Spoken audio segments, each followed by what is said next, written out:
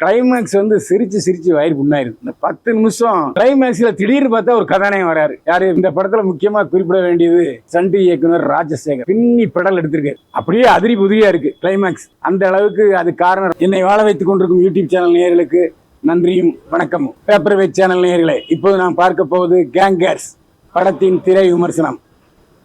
Gangers படத்தில் Sundar C, Catherine Tresa, Vadivelu, Bhagavathi Perumal, Harish Peradi, Mime Gopi மற்றும் பலர் நடித்திருக்கிறார்கள். வெங்கட்ராகவன் கதை வசனம் எழுதியிருக்கிறார். சி சத்யா இசையமைத்திருக்கிறார்.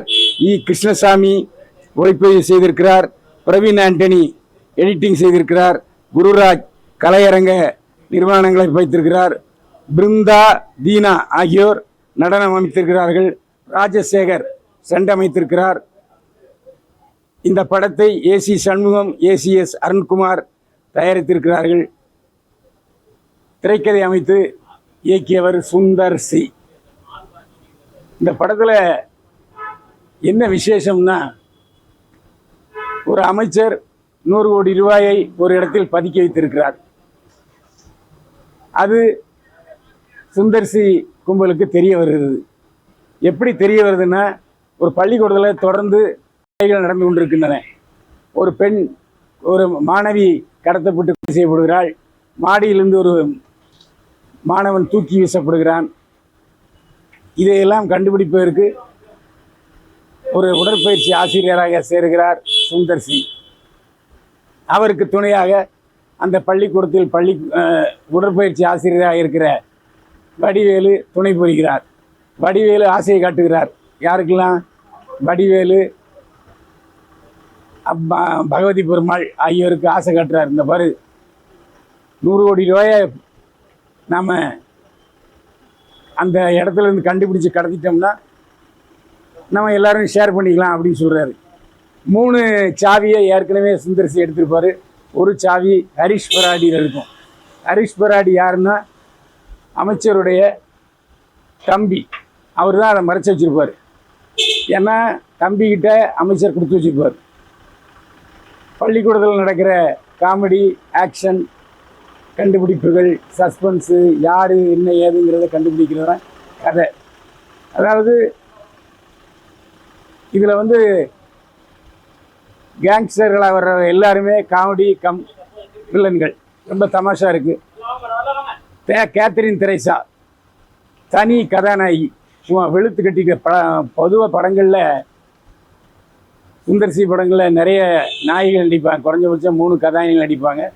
இதில் என்னவோ தெரியல, கேத்ரின் தெரேசாவை கதாநாயகியாக போட்டிருக்கிறார். கதாநாயகியே கவர்ச்சி டான்ஸும் ஆடுறாரு. வடிவேலும் அவரோட சேர்ந்து டான்ஸ் ஆடுறாரு. சுந்தர் சி ரொம்ப அமைதியாக அலட்டிக்காமல் கதாநாயகனாக நடிச்சிட்டு போகிறாரு. எந்த இடத்துலையும் அவர் சீரியஸாக நடித்த மாதிரி தெரியல, இயற்கையாக நடிப்பாகத்தான் தெரிகிறது. வடிவேலு முன்ன மாதிரி பார்த்த உடனே அவரை காமெடி வரல. அவர் பகவதி பெருமாளோட செய்கிற பொழுது, அவர் பெண் வேஷம் விட்டு வருகிற பொழுது தான் நம்ம மனசு விட்டு சிரிக்கிறோம். மற்றபடி எனக்கு என்னமோ வடிவேலு நிறைய பேசுகிறார். அதாவது பேசினால்தான் காமெடி என்பது அல்ல, பாடி லாங்குவேஜை வச்சே சிரிக்க வைப்பார் வடிவேலு. அது ஏன் மிஸ் ஆகிட்டுன்னு தெரியல. இந்த படத்தில் குமாரசாமி ஒளிப்பதிவு செய்திருக்கிறார். பிரமாதமாக ஒளிப்பதிவு செய்திருக்கிறார். கிருஷ்ணசாமி ஒளிப்பதிவு செய்திருக்கிறார். பிரமாதமான ஒளிப்பதிவு. எந்த இடத்துலையும் குறையில்லை. வண்ணக்கோலங்களாக கிருஷ்ணசாமி ஒளிப்பதிவு செய்திருக்கிறார். அது வந்து சண்டை காட்சிகளானாலும் சரி, திருவிழா காட்சிகளானாலும் சரி, பிரமிப்பு விட்டு இருக்கிறார் ஒளிப்பதிவாளர் கிருஷ்ணசாமி. இந்த படத்தில் முக்கியமாக குறிப்பிட வேண்டியது சண்டி இயக்குனர் ராஜசேகர். பின்னி படல் எடுத்திருக்கார்.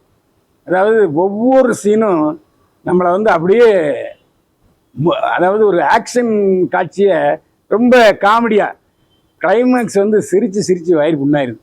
இந்த 10 நிமிஷம் அப்படியே அதிரி புதிரியாக இருக்குது கிளைமேக்ஸ். அந்த அளவுக்கு அது காரணம் ராஜசேகரும் ஒளிப்பதிவாளர் கிருஷ்ணசாமியும் தான். அதில் எந்த சந்தேகமே இல்லை. அதேமாதிரி கேத்ரின் தெரேசா முகத்தில் பாவம் அதிகமாக காட்டின மாதிரி தெரியல. வடிவேலு எதுக்கு இவ்வளவு மேக்கப் போட்டிருக்காருங்கிறது தெரியல. பல இடங்களில் உதட்டில் கருப்பு எல்லாம் தடவிருக்காரு, என்னன்னு தெரியல. அதேமாரி இந்த படத்தில் பெராடி, இந்த மலையாளத்தார் வந்து இன்டர்வியூக்கு அப்புறம் தான் வில்லனாக வர்றாரு. அதாவது அமைச்சரின் தம்பியாக வர்றாரு. அவரும் வழக்கம் போல் ஒன்றும் புதுசாக அவர் ஒன்றும் செய்யலை. ஆனால் மைம் கோவி வில்லனுக்கு ஏற்ற உருவம் இருந்தாலும் அவரை பார்க்கும்போது என்னமோ வில்லன் மாதிரி நமக்கு தெரியலை.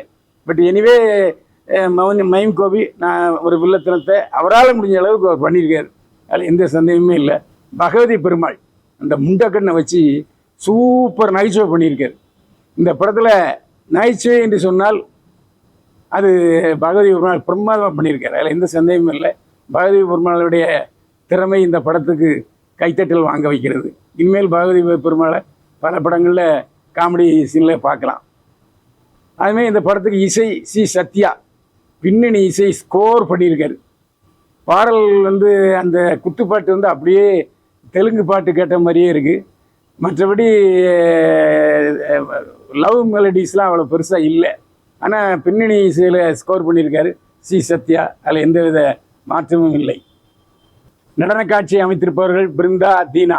அந்த சாமி ஆட்ட காட்சியும் சரி, அதே மாதிரி கவர்ச்சி குத்தாட்டம் சரி, பிரமாதமாக தியேட்டரை எழுந்து டான்ஸ் ஆடுறாங்க. ஒரு கமர்ஷியல் என்டர்டெயின்மெண்ட்டாக இயக்கி இருக்கிறாரு Sundar C. AC Shanmugam, ACS Arunkumar இந்த படத்தை தயாரித்திருக்கிறார்கள். முழுக்க முழுக்க வர்றவங்களை சந்தோஷப்படுத்த வேண்டும், பொழுதுபோக்குக்காக வர்றவர்களை சந்தோஷப்படுத்த வேண்டும் என்ற ஒரே குறிக்கோளோடு படத்தை இயக்கியிருக்கிறார் சுந்தர் சி. வெங்கட்ராகவன் கதை வசனம் எழுதியிருக்கிறார். கொஞ்சம் காமெடி குறைவு தான். காமெடி சென்ஸ் வெங்கட்ராகவன்கிட்ட கம்மிங்கிறது படத்தில் பக்கமும் தெரியுது. மற்றபடி சில இடங்களில் நல்ல நகைச்சுவைத்தவர் நன்றாக இருக்கிறது, குறை சொல்ல முடியாது. வெங்கட்ராகவனை முழு சுதந்திரம் கொடுத்து விட்டார் போல சுந்தர் சி. அதனால் அவர் பாட்டுக்கு நிறைய வசனம் எழுதியிருக்காரு. அவர் எழுதினதை விட அதிகமாக வடிவேலு பேசியிருப்பது நன்றாக தெரிகிறது. இதில் வாணி போஜன் ஃப்ளாஷ்பேக்கில் சுந்தர் சிக்கு மனைவியாக வருகிறார். கொஞ்சம் அடிக்க முயன்றிருக்காரு. அவருக்கு அதிகமான வாய்ப்பு இல்லை, கொலை செஞ்சிடறாங்க. ஃப்ளாஷ்பேக்கில் வர்றாரு. கிளைமேக்ஸில் திடீர்னு பார்த்தா ஒரு கதாநாயகன் வர்றாரு. யார்? விமல். ஒரே சீனில் வந்தாலும் இந்த கிளைமேக்ஸில் தான் ஒரு கதாநாயகனுங்கிறது மிடுக்கோடு நிரூபிக்கிறது. ஏன்னா அவருக்கும் ஒரு ஃப்ரிட்ஜ் நிறையா பரிசு பொருள் போகுது. அது சிரிப்பாக தான் இருக்குது. அந்த கடைசியில் 15 நிமிஷம் போனதே தெரியல. பயங்கர பரபரப்பாகவும் விறுவிறுப்பாகவும் போனது. இதற்கு ஒளிப்பதிவாளரும் ஸ்டண்ட் மாஸ்டருமே காரணம். ஆனால் கொடுத்த காசுக்கு உள்ளே போய் நல்லா கலகலன்னு சிரிச்சிட்டு வரலாம். கேங்கர்ஸ் முற்றிலும் வழக்கமான பொழுதுபோக்கு மசாலா. தியேட்டரில் போய் பாருங்கள் கேங்கர்ஸ் படத்தை. நேர்களே, கேங்கர்ஸ் படத்தினுடைய முதல் விமர்சனத்தை வெளியிடுவதில் நாம் பெருமை அடைகிறோம். இது போன்ற புத்தம் புதிய செய்திகள், புத்தம் புதிய விமர்சனங்களுக்கு பேப்பர் வெயிட் சேனலை சப்ஸ்கிரைப் பண்ணுங்கள், ஷேர் பண்ணுங்கள். மீண்டும் சந்திப்போம். வாழ்க வளமுடன்.